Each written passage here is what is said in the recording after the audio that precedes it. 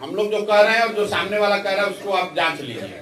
तेजस्वी जी ने कहा कि यहाँ की महिलाओं को 2,500 रुपया महीना दे देंगे। अब आप लोग के सबके पास मोबाइल है, मोबाइल में कैलकुलेटर है, जरा जोड़ना शुरू कीजिए। बिहार में 6 करोड़ महिलाएं हैं, अगर बच्चियों को हटा दें तो करीब करीब 5 करोड़ महिला हुई। 5 करोड़ महिला को अगर आप 2,500 रुपया महीना देंगे तो टोटल बजट साल का आएगा 1,55,000 करोड़। बिहार का योजना बजट जो है वो 1 लाख करोड़ के आसपास का है, तो 1 लाख करोड़ का बजट है, उसमें 1.5 लाख करोड़ रुपया माई बहन योजना में दे देंगे। 200 यूनिट आप बिजली फ्री दे देंगे तो वो पैसा कहाँ से आएगा? उसके मुकाबले जनसुराज क्या कह रहा है? जनसुराज कह रहा है कि हम 10 बरस में बिहार में नई शिक्षा की स्थिति क्रिएट करेंगे, और जब तक नई शिक्षा व्यवस्था नहीं बनेगी तब तक ये हर व्यक्ति को ये सुविधा होगी कि आप सरकारी विद्यालय अगर ठीक नहीं है, प्राइवेट में अपने बच्चे को भेजना चाहते हैं तो प्राइवेट स्कूल में भेजिए, फीस जो है वो सरकार भरेगी। क्यों कह रहे हैं?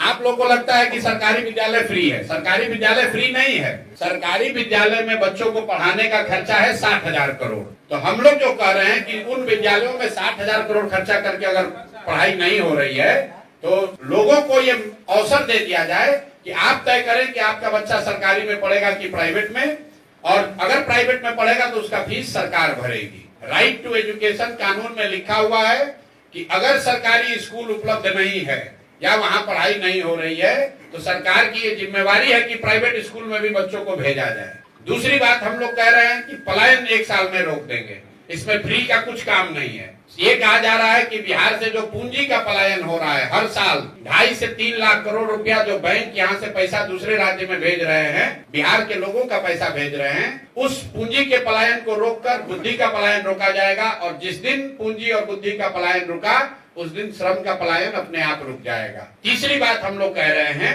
कि मनरेगा से किसानी को जोड़ा जाएगा। अभी मनरेगा का 60% पैसा दिल्ली में हम लोग सरेंडर कर रहे हैं। 100 रुपया बिहार को मिल सकता है, तो पिछले वर्ष बिहार ने सिर्फ 39 रुपया ही लिया है। हम लोग ये कह रहे हैं कि किसानों को यहाँ पर मजदूर जो है वो मुफ्त दिया जाएगा। मनरेगा में जो काम करना चाहता है वो खेतों में काम करे, किसानों के साथ मिलकर काम करे, उससे मनरेगा का यूटिलाइजेशन बढ़ेगा, भ्रष्टाचार रुकेगा और बड़े पैमाने पर कृषक बेहतर खेती कर पाएंगे, खासकर नगदी फसलों की खेती कर पाएंगे। चौथी बात हम लोगों ने कही कि यहाँ घर घर रोजी रोजगार हो, उसके लिए 4% के ब्याज पर सरकारी गारंटी पर लोन मिलेगा। इसका टोटल खर्चा सरकार के बजट पर 5,000 से 6,000 करोड़ रुपए आएगा। बैंक से लोन लीजिएगा 10% पर, तो अगर 1 लाख करोड़ रुपया का लोगों को लोन दिलवाना है तो 4% का मतलब है 4,000 करोड़ पब्लिक देगी और 6,000 करोड़ रुपया सरकार देगी।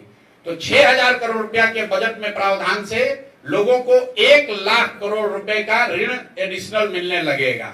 और अंतिम बात जो फ्री भी हम लोग कह रहे हैं, सिर्फ एक चीज वो कह रहे हैं कि 60 साल से ज्यादा उम्र के लोग जिनको अभी 400 रुपया मिल रहा है उनको हम लोग 2,000 रुपया देंगे, विधवा और दिव्यांग इंक्लूडेड, और इसका पूरा खर्चा करीब करीब 12,000 करोड़ रुपया साल का आएगा। तो जो हम लोग की जनसुराज की पूरी योजना है, इसमें बजट को देखकर सिर्फ 15 से 18,000 करोड़ रुपए ही हम लोग कह रहे हैं कि इन योजनाओं पर लोगों को पैसा देने में खर्च होगा।